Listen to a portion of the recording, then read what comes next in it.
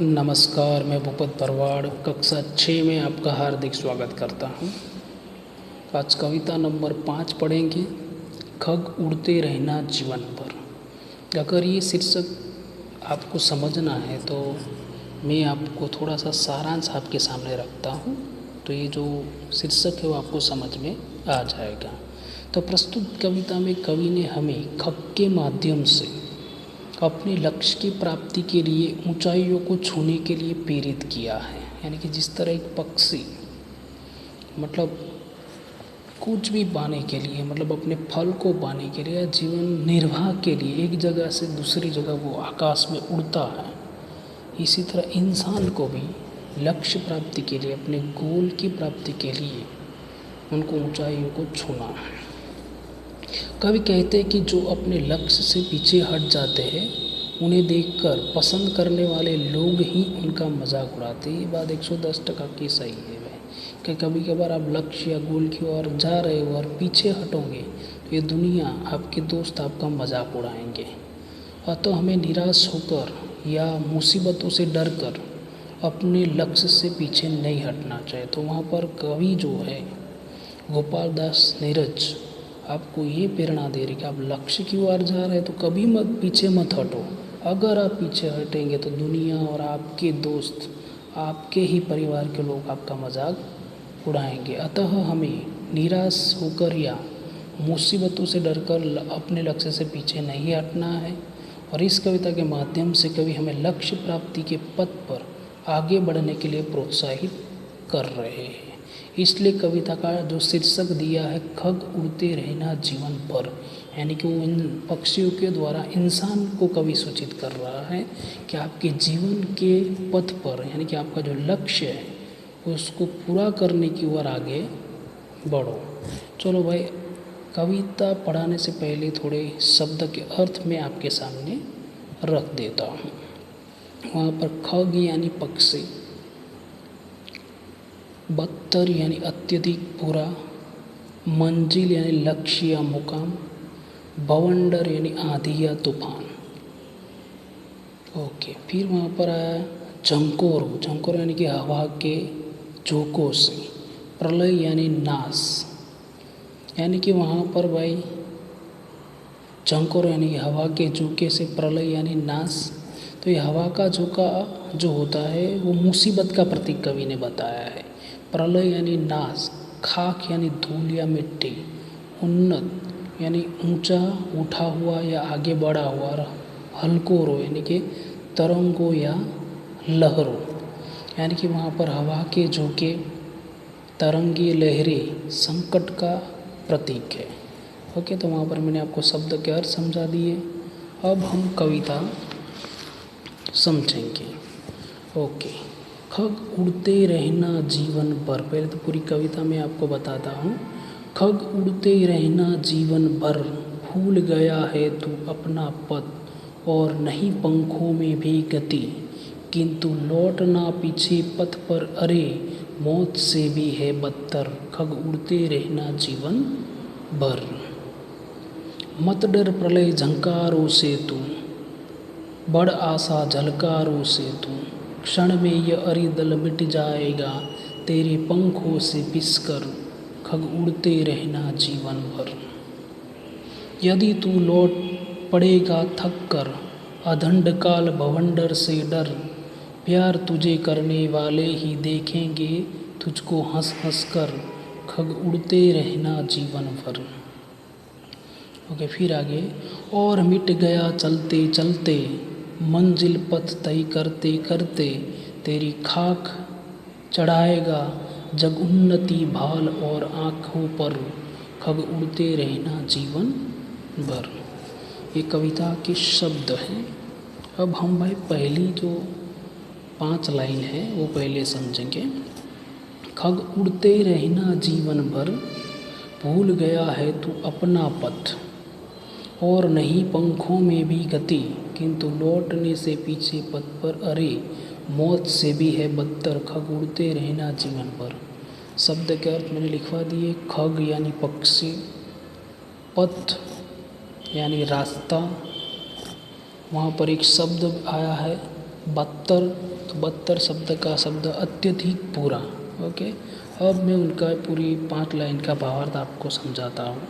कवि कहता है कि पक्षियों के हमेशा उड़ते रहने से भाव से यह है कि लोगों को अपने उद्देश्य की पूर्ति के लिए निरंतर प्रयासरत रहना चाहिए। यानी कि पक्षी मतलब हमेशा उनकी पूर्ति के लिए वो उड़ते रहते आकाश की ओर। इसी तरह मनुष्यों को भी अपनी लक्ष्य प्राप्ति के लिए, अपनी गोल प्राप्ति के लिए हमेशा प्रयत्न करते रहना चाहिए। कवि खग से कहते हैं कि क्या तुम अपना लक्ष्य भूल गए हो? तेरे पंखों में गति नहीं है, किंतु तुम यह जान लो कि लक्ष्य पद से पीछे आना मरने से भी बदतर है। इसलिए एकाग्र होकर लक्ष्य को देखो और निरंतर प्रयासरत रहो। यहाँ पर एक बात है, भाई वहाँ पंखों में गति नहीं है, क्या आपको लक्ष्य का पता नहीं है, या क्या आप अपने लक्ष्य को भूल गए? यानी कि पक्षी के माध्यम से कवि कहना चाहता है कि भाई क्या ये आपको ये जो आपका लक्ष्य है उसको पूरा करने का सामर्थ्य नहीं, गति यानी सामर्थ्य, क्या शक्ति नहीं है आप में? क्या आप मतलब आपका कोई आप लक्ष्य भूल गए हैं? तो आप अपने लक्ष्य को मत भूलो, अपनी शक्ति को, अपने आत्मविश्वास को आप पहचानो और आप आगे बढ़ो। किंतु तुम यह जान लो कि लक्ष्य पद से पीछे आना मरने से भी बदतर है। इसलिए एकाग्र होकर लक्ष्य को देखो, निरंतर प्रयास करो। कहने का मतलब आई थिंक आपको समझ में आ ही गया होगा कि अगर आप आगे बढ़ रहे हो तो इसमें एकाग्रता आप में होनी चाहिए। पहले आप तय करो कि ये मेरा लक्ष्य है, मुझे ये गोल पूरा करना है, और प्रयत्न करो तो वो आपको 110% आपका जो गोल है, लक्ष्य, वो पूरा हो जाएगा। लेकिन घबराने की या कोई ज़रूरत नहीं, अपनी शक्ति को, अपने आत्मविश्वास को पहचानो। ओके, फिर कवि कहते हैं आगे, मत डर प्रलय झंकारों से तू, बड़ आशा हलकारों से तू, क्षण में यह अरिदल मिट जाएगा तेरे पंखों से पीसकर, खग उड़ते रहना जीवन भर। तो कवि कहते हैं कि तुम प्रलय झंकारों से मत डरो।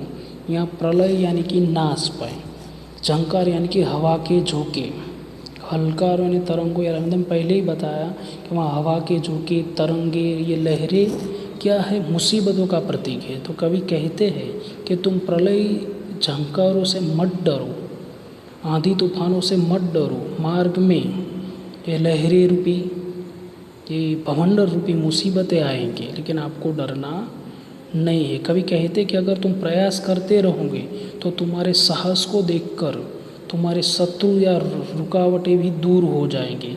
यानी कि जो लोग मतलब जब आप आगे बढ़ने की कोशिश कर रहे थे और मतलब ये आपकी खिल्ली उड़ा रहे थे, वही लोग मतलब आपके जो शत्रु है वो रुकावटें भी दूर हो जाएंगे।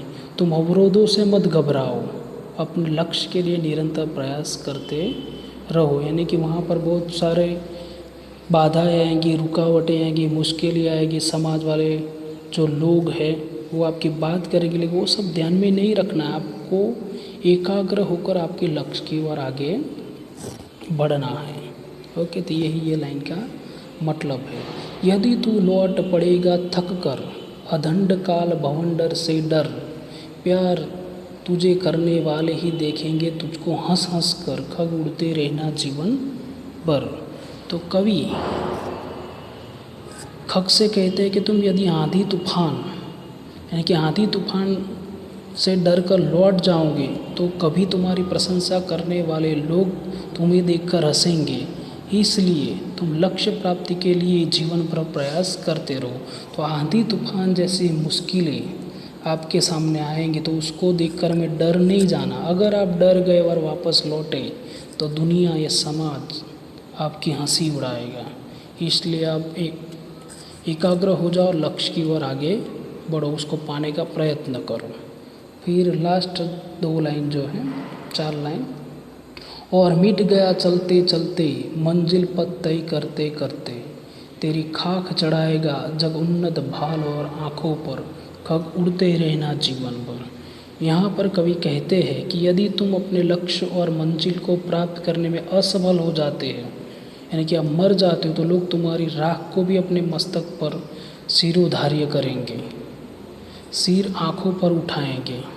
इसलिए अपनी मंजिल प्राप्त करने के लिए निरंतर प्रयास करते रहो। वहाँ पर कवि का कहने का मतलब ये है कि आप जीवन पथ पर आगे बढ़ रहे हो तो आपको वापस नहीं लौटना है, लक्ष्य की ओर आगे बढ़ना। अगर आपको लक्ष्य प्राप्त करते करते अगर आप मर भी गए तो दुनिया वहाँ पर राख जो है, मतलब ये लोग अगर आपके माथे पर चढ़ा रहे, मतलब ये आप जो लोग आपकी हंसी उड़ा रहे वही आपकी इज्जत करेंगे।